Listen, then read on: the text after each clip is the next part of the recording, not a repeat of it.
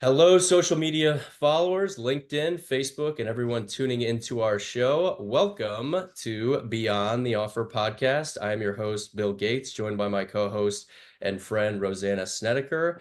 Thank you for tuning in as we tackle the latest trends and challenges in talent acquisition and human resources. We are very excited to have Lisa Watson as our guest today. Currently, Lisa is the Director of Talent Acquisition at ASC Engineering Solutions, which is a diversified building products organization. Lisa has over 13 years of talent acquisition and human resources experience. She has led talent acquisition at companies like Oracle, Centro, Sensient Technologies, and currently ASC. I've known her for, I believe, looking back since about 2014, and she's definitely one of the best TA leaders in the business. We are thrilled to have you join. Lisa, welcome to Beyond the Offer podcast. Hello. Thank you so much for having me. Happy to be here. Absolutely. We appreciate you joining. Well, so tell us a little bit about yourself, how you got into HR, talent acquisition, after graduating from college. You like most that just kind of fell into it, or was it always kind of a passion to move into the recruiting world? Yeah, so definitely kind of tripped and fell into it, much like most recruiters do. So I was actually working in retail during school, had some exposure to HR while I was working at Nordstrom. Wasn't sure which area of HR I was interested in pursuing. So I started my HR career as a coordinator with a PE-backed tech company. Within a month, I was doing full cycle recruiting, and within a year, I was managing a team of recruiters. So quite literally fell into it. I stayed in the tech industry for a few years, then kind of went back to my roots in PE, working for the firm that backed that company where I started my career. Stayed there for a bit, and then, throughout my time in tech, I was faced with a lot of volatility, right? I was at a point in my career that I was looking for stability. I wanted some growth. I wanted to learn a different industry. So I made a decision to move into manufacturing, wanted to work for a larger organization where I could also learn to recruit internationally. So I found my role with Sensient, which was a food flavoring manufacturer. Bigger organization, had a global role where I was introduced to international recruiting. I was there for a couple of years when ASC reached out to me with the opportunity to build something here from the ground up. And that's kind of how I ended up where I am today. Great. Absolutely. Well, great background. And it sounds like you did jump right into it by managing a team pretty quickly, coordinator to recruiter within a month. I love it. Throw your right in and learn, right? Yes. Definitely sink or swim. Yep, which I feel like a lot of us have learned that way, which is good. So tell us a little bit more just about your current role with ASC and what that company does. Yeah, so ASC is essentially a solutions provider of precision engineered products. So the products that we make basically help the world go round. So we manufacture building materials for basically anything that moves matter. Our customers range from fire protection to oil and gas to tech, where our products are actually being built into data centers. So I was brought to ASC as the first dedicated talent acquisition resource after a merger of both Smith Cooper and Anvil into one company now known as ASC. Since I've been here, I've had the opportunity to build up the recruiting team, the function as a whole, the structure for recruiting and hiring across the enterprise. I manage a team of recruiters. I work very closely alongside our local HR teams on basically all things recruiting and hiring. So I've been here for just over 3 years. At this point, it's been quite the ride. 3 years has flown by. How is it like starting, kind of building out TA within two companies merging together? And I know you guys, I believe, do a good amount of acquisitions as well. I mean, building out a TA function, not only with organizations coming together that have probably different cultures and ideas in terms of how they approach HR and whatnot, but how has that just ride been over the years? Yeah, it's been interesting. So when I first came on board, I don't think we fully knew exactly what we wanted to do in terms of recruiting. So I think initially the scope of my role was really just kind of to recruit some of the higher level, more difficult roles, look at potentially building out what recruiting should look like for ASC. And it very quickly just kind of morphed into, we actually need a full functioning recruiting team process and function across the enterprise. So it definitely wasn't what my role is now, is not what, it was anticipated to be at first. For sure. What have been kind of the toughest challenges that you've faced, and how has the job market affected the way you've managed those challenges, in addition to the changes, obviously, internally? So year one here at ASC, my challenges were very different than what they are currently, right? So year one, my biggest challenge was sort of navigating an organization that had never had a dedicated recruiting resource, finding my place alongside the HR team, moving the larger organization away from things like agency usage, implementing a standardized process for interviewing and hiring, really just kind of finding my footing through that first year. More recently, specifically with our manufacturing workforce, we've been met with market challenges due to some of the locations of our manufacturing and distribution sites. Some of our facilities are located in more remote or rural locations, so we struggle with just the sheer number or lack of people available. Some of our distribution centers are located in business parks near companies like Amazon, Walmart, etc. So we're constantly fighting to keep up with the market.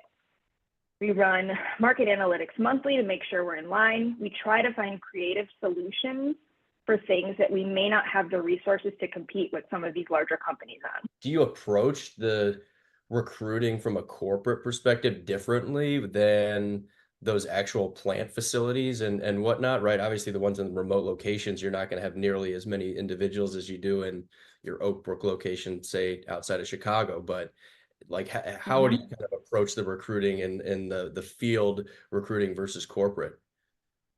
Yeah, so at the corporate level, we've got sort of a different set of challenges, right? I think most recently what we found sort of our largest need, or what we're hearing from the market, is kind of the need for flexibility, right?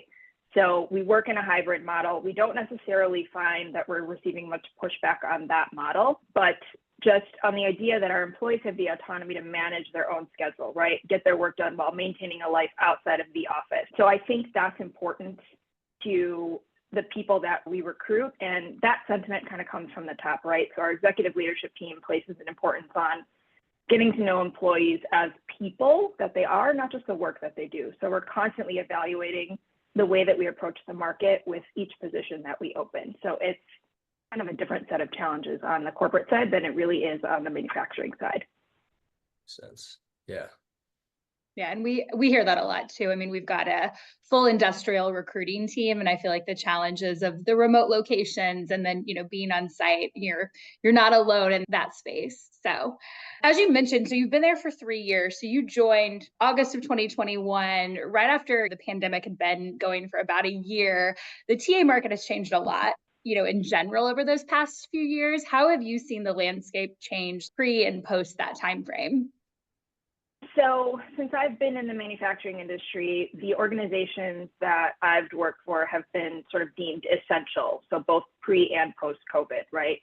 I think the biggest change that I've seen is, again, around this idea of flexibility. So I've seen the market go from pre-COVID, a full 5-day in-office on-site work week, to then COVID hitting and switching to this fully remote model, and then a mandatory return to office. And then now we've kind of leveled out to where we're at this sort of hybrid model of work, right?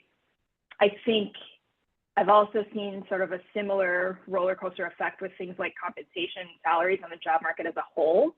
So pre-COVID, we had a strong labor market with salaries that kind of reflected that and made sense. And COVID hit, and throughout sort of 2020 and 2021, I almost felt like it was sort of anything goes at that time, right? So I wasn't batting an eye when I was speaking to entry-level candidates that were demanding, six-figure salaries post-COVID, who pre-COVID would have, been at half of that. I think now we're at the point, that the market has leveled out more or less in terms of compensation. So we're seeing a little bit less of that. Sure. Yeah. The post-COVID, pre-COVID roller coaster ride that recruiters went through was, everyone had I think, different experience, but a lot of similarities at the same time. How about like new Mhm. recruiting tools? Like, are there any out there that you've seen or used that has, whether it's an ATS, whether it's a sourcing tool, anything in that respect that has kind of increased your recruiting productivity on the corporate or the plant side of the recruiting spectrum? Yeah. So I think the introduction of tools like ChatGPT and all Yeah. things AI have helped tremendously, right? So my team and I use these tools to assist from anything from writing job descriptions to crafting emails and messaging to candidates to, deciphering specific requirements, language or terms associated with roles that maybe we aren't necessarily familiar with. I'm currently in the process of evaluating new applicant tracking systems for ASC to use. And these systems have just come such a long way over the last few years in terms of their ability to make a recruiter's life easier, right? The scheduling tools, the sourcing tool integrations, the data and the reporting to the way that we get feedback utilizing these tools. I mean, technology, it plays a huge role in how we work every single day. For the messaging in particular with ChatGPT or any of these other ones out there, I mean, for LinkedIn Recruiter, for example, the messaging for me has always been, I don't know, it's usually not exactly saying what I exactly would want to say, but like, have you seen these AI tools in general be a pretty effective way from a messaging standpoint and capturing what you're trying to say to candidates to get them engaged with ASC in the recruiting and interview process? Yeah, I think they're a good start, right? So they lay the groundwork for your message. They give you a nice templated message, but with each message that we send, we always make sure that we add that personalized touch, right? There's always the people aspect of all things recruiting. And so I think using the tool as a good basis and a way to craft your message is probably the best way that my team uses it. Well, I've noticed just Chat GPT has just gotten better in the last, I mean, 3 or 4 months too. I mean, it's incredible the lack of detail you need to do that actually allows you to put, I mean, it's machine learning. Obviously, it's only going to get better from that standpoint. Just hopefully it doesn't make our jobs obsolete. Yeah, I don't think it will. I don't think Yeah. it will. Like No. you said, that personal touch, especially when people are making a job move or considering a life-changing event, you still need that people aspect of it. But for all like the day to day, I mean, putting together job descriptions, I completely agree, Bill. Like using it even 6 months ago to now, what it puts together, I'm like, oh my gosh. And it does it so quickly. Like it's great. So Hmm. well, let's Yeah. flash forward 20 years from now. So 2044, which sounds crazy. How do you see the TA and HR landscape looking at that point? Obviously, technology will be advanced, but anything else that you envision kind of moving forward or changing over the next 20 years for our industry? I think just continuing kind of down that AI track, I think, AI and technology will continue to evolve as a means to help recruiters. I'm not fully convinced it will ultimately replace us, right? Companies still need that human element of recruiting, the innate ability of a good recruiter to have an instinct that a candidate that maybe doesn't necessarily look like the best fit on paper will be the right candidate for a role, right? Recruiters know the nuances of the team they're hiring for, the manager they're partnering with, the company that they're working for. So I don't believe we'll get to a point where technology will be able to screen for these elements of the hiring process. But I do think it will continue to evolve. And I do think it's only going to better act as a tool and a means for us to be better at our work. Yeah, for sure. It's tough to kind of balance how do you keep the candidates engaged from a good process perspective and but also still provide enough of the, whether it's a screening tool and doing a personality assessment or having enough steps in the process where they're meeting with enough individuals. How much is too much? How much is too little? I think everybody constantly is trying to do that, and evaluating accordingly. Because the threshold of each person's opinion on how many steps is too much it differs depending on who you're obviously talking about. But they're also evaluating the company just as much as we're evaluating them too, which makes it exciting. But kind of switching points, I noticed a lot of, well, really within the last 10 to 15 years, just even from when I've started recruiting, I'm sure you have as well, data has become just so important in all aspects of not only business, but talent acquisition to evaluate productivity, KPIs, where you spend your time. How have you guys, whether it's at ASC or in other past roles at Sensient and whatnot, how do you use data in a way to where it becomes and you make your job and your team's role as effective as possible? So we rely on data in almost every aspect of our process, which is part of the reason why I'm evaluating new applicant tracking systems so I can get better data, right? So we utilize it as a tool to poke holes in our process. It's a way to help us figure out where bottlenecks are, how we can move faster.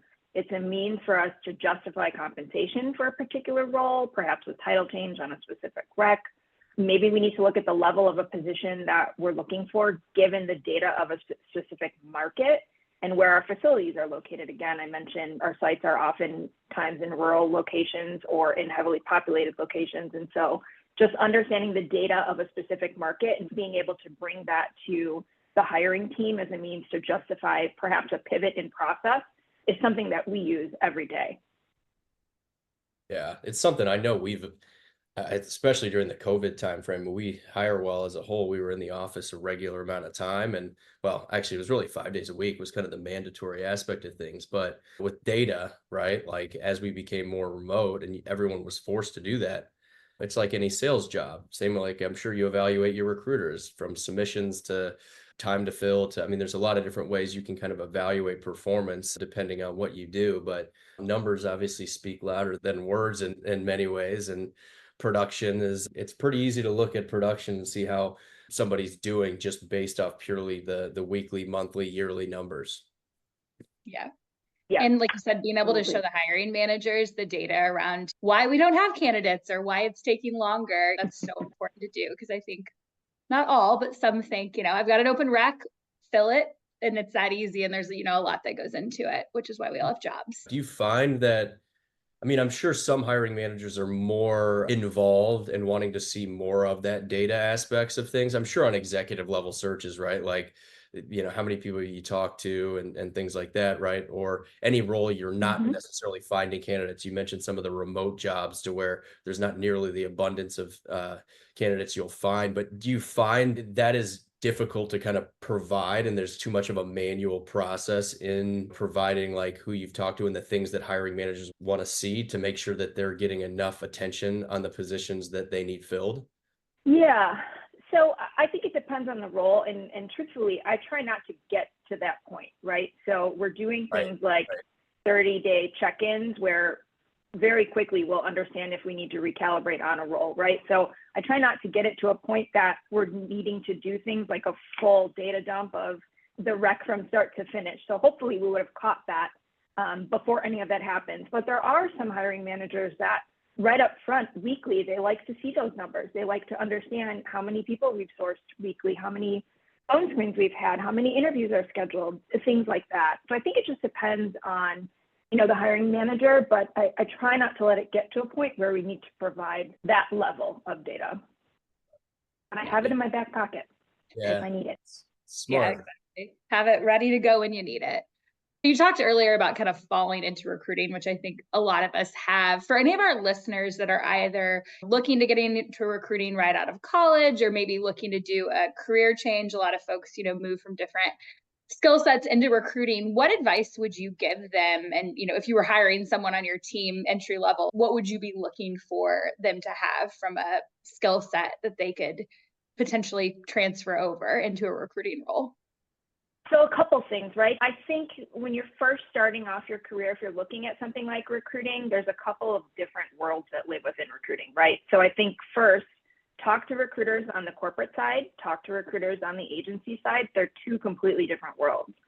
I think my best advice that I could give is something like recruiting is very black and white. There's no gray area. You either love it and you thrive with it, or it's just not for you. And personally, I've found that there's really no in between.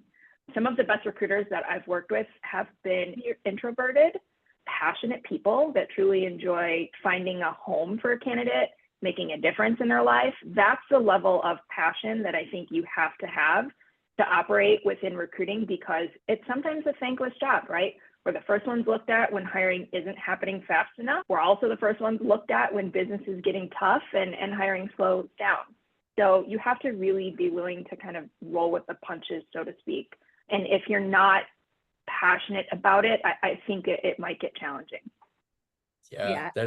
that's such a good point. And it's funny you say the black and white thing. I mean, I think you either do love it or hate it, but once you actually get into recruiting too, there is so much gray area in what we do as well that you need to be able to actually manage the lack of clarity in black and white, right? You know, a hiring manager tells you, hey, Lisa, yeah, I can't really tell you exactly why we don't like this person, but it's going to be a no, right? And it's like, okay, Yeah. where do you go back to the drawing board and finding the Mhm. right person when they haven't given you any sort of data or tangible evidence why they didn't necessarily work, right? So you're dead on though. Yep. The black and white thing, you either do love it and hate it. And I think a lot of those agencies, that's why a lot of them hire right out of school. And Ro and I started at a place called Tech Systems, and they hire right out of college, do a great job training you and building you up and understanding the basics. But there's a high sense of turnover because it is pretty black and white if you like Yeah. it or hate it, you know? Yeah.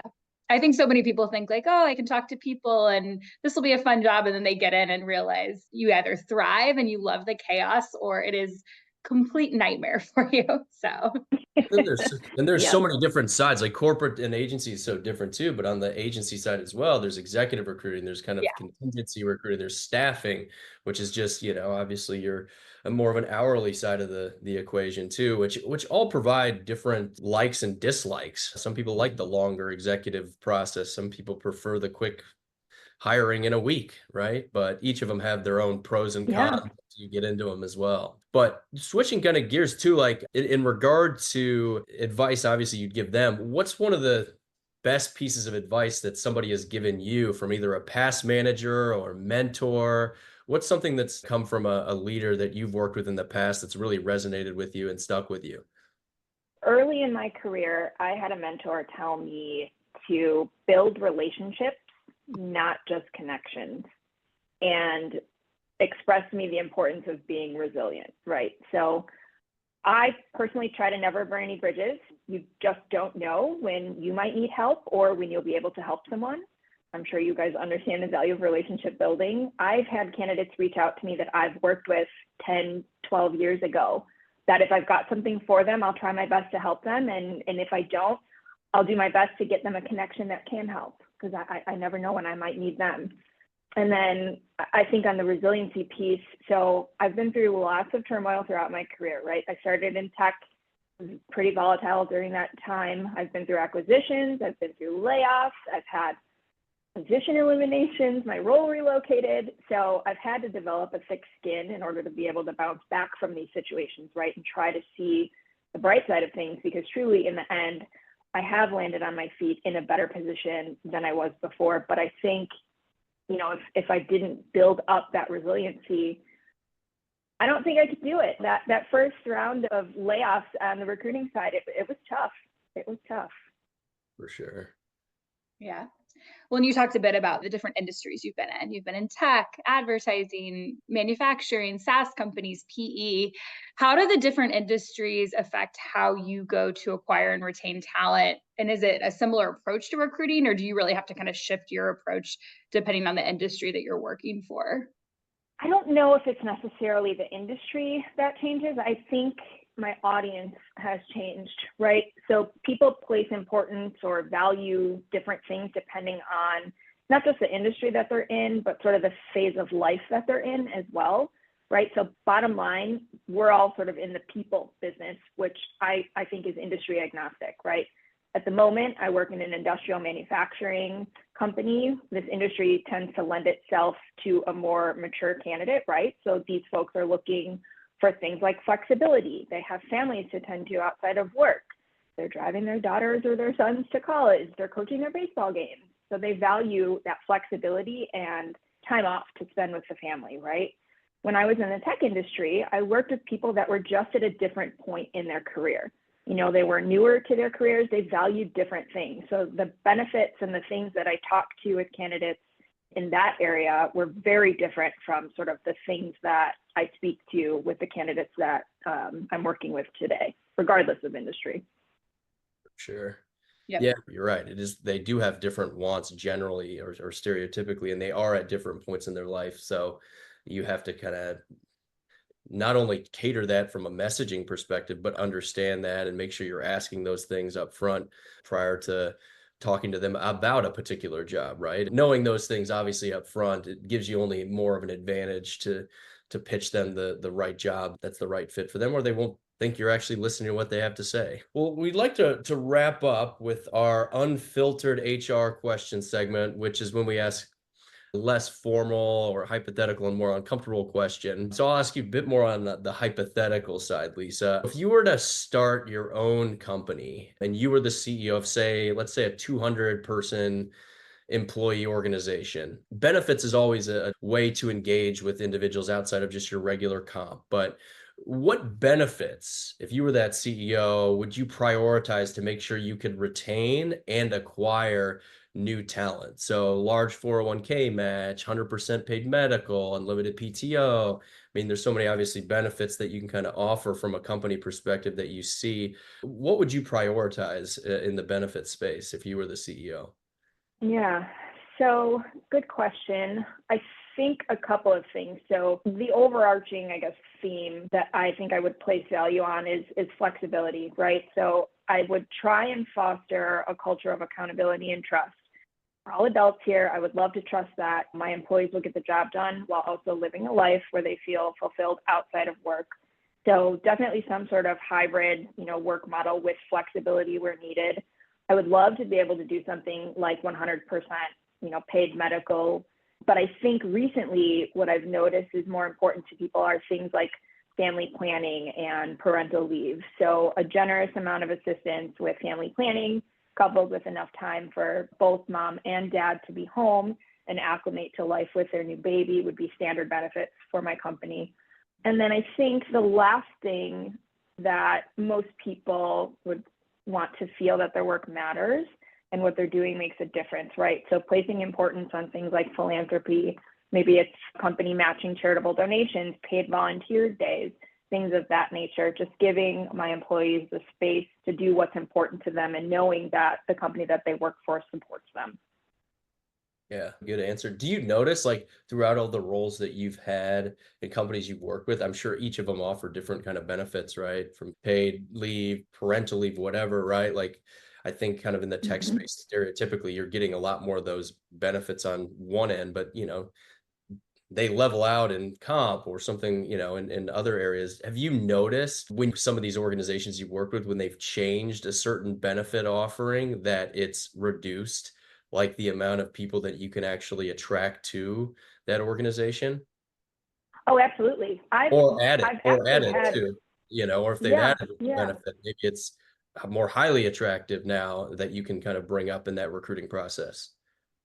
Yep, absolutely. I've lost candidates based on the fact that the company that I was working for at the time maybe didn't have quite a robust parental leave program or 401k match, but this person had, 2 and 3 offers in hand at the time that I was interviewing them, and company B had a better benefits program. And so I've definitely lost candidates due to the lack of a robust benefits program.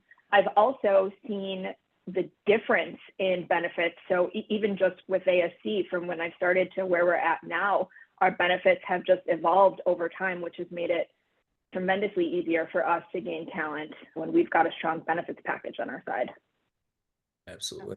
Yeah. Do you share those on the first step, or when you're talking to candidates, how quickly are you giving them that information? Yeah. So if they ask a little bit about it on my screen with them, I'll give them just sort of a high level overview, right? Just the key talking points. But then once they're really in the process and they're going through longer interviews, I'll send them our total benefits guide so that they can actually take a look at the breakdown, what the costs will be and the different offerings that we have. Yeah, I like that. I like the overview because we obviously are tied to our clients. Some clients share it with us right on the front end, some on the back end. But like you said, sometimes that can make or break an offer if it doesn't align with what they're looking for. So true. Absolutely. It's definitely very interesting to see when you kind of share that in the process too. And we've worked with that actually a lot. I don't know if this is experience with ASC, but when two companies come together and the benefits just overall isn't very organized, right? And they've added placed a first CHRO, and they've got their 401k in one document, and they got their medical costs in another.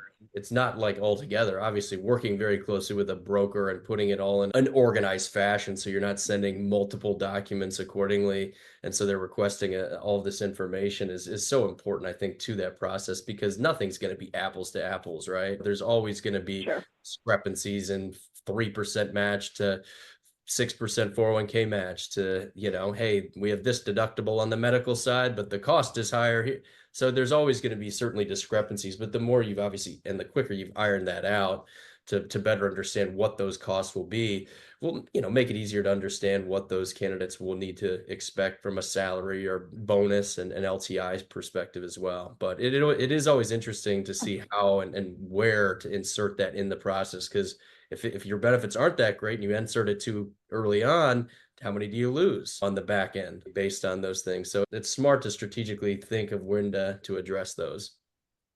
Absolutely. Well, Lisa, thank you so much for joining us. This has been a great conversation, but this is all we have time for today. So thank you everyone for tuning in to this week's episode. Today, we had the opportunity to sit down with Lisa Watson, and we discussed her career, the future of recruiting, how data impacts talent acquisition, and different industries in corporate recruiting. We will be back again next month with a new special guest.